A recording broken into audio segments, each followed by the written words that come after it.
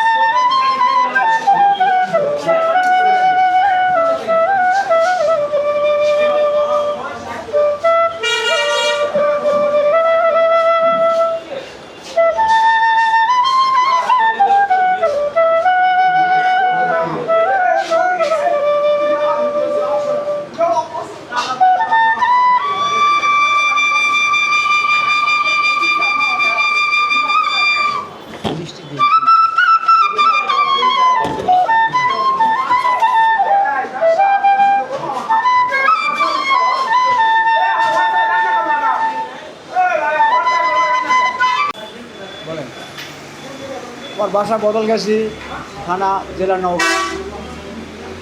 আমার এই জগতে আমি আছি 91 সাল থেকে। 91 সাল থেকে বাঁশি বাজাই, বিক্রয় করি, জীবিকাও নির্বাহ করি, নিজের বাড়ি তৈরি করি। এই গ্রাম বাংলার ঐতিহ্য ধরে রাখছি।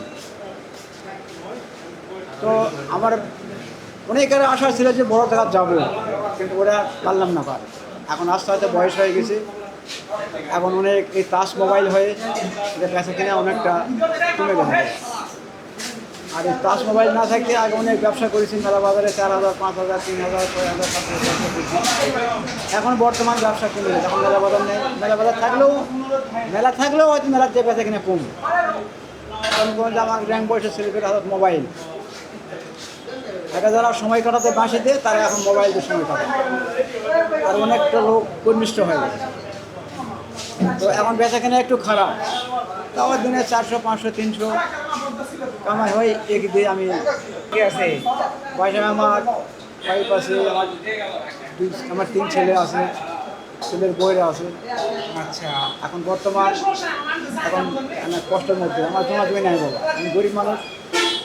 আমার এই আল্লাহ যে এই পথে কিসে আমার নিয়ে আসলো আর কেন আমি জানতে পারলাম না। ওরা সুরের মগ্ন হয়ে আমি সুর শিখে এই বাঁশির সুরে আমি বাঁশির টানে এমন কোনো কাজকাম করতে পারি না।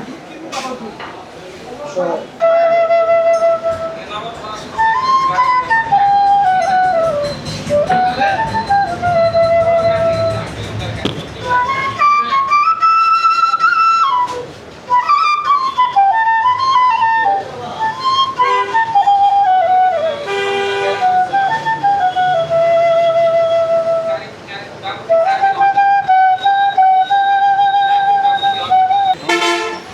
আমাদের